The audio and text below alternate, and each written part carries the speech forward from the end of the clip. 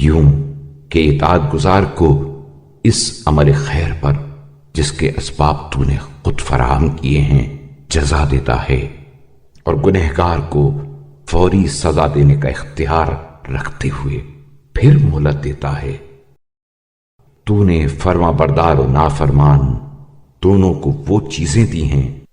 جن کا انہیں استحقاق نہ تھا، اور ان میں سے ہر ایک پر تو نے وہ فضل و احسان کیا ہے جس کے مقابلے میں ان کا عمل بہت کم تھا۔ اور اگر تو اطاعت گزار کو صرف ان اعمال پر جن کا سر و سامان تو نے مہیا کیا ہے جزا دیتا تو قریب تھا کہ وہ ثواب کو اپنے ہاتھ سے کھو دیتا اور تیری نعمتیں اس سے زائل ہو جاتی، لیکن تو نے اپنے جود و کرم سے فانی و کوتاہ مدت کے اعمال کے عوض طولانی و جاودانی مدت کا اجر و ثواب بخشا، اور قلیل و زوال پذیر اعمال کے مقابلے میں دائمی و سرمدی جزا مرحمت فرمائی۔ پھر یہ کہ تیرے خوان نعمت سے جو رزق کھا کر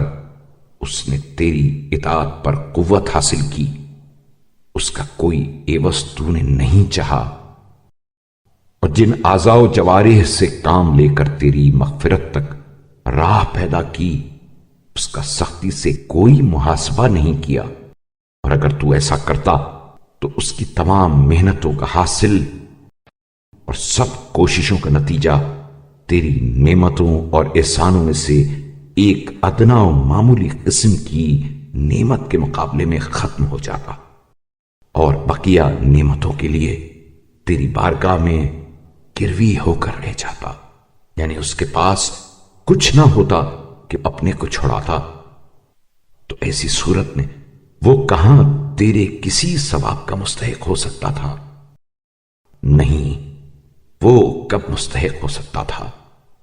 اے میرے معبود، یہ تو تیری اطاعت کرنے والے کا حال اور تیری عبادت کرنے والے کی سرگزشت ہے۔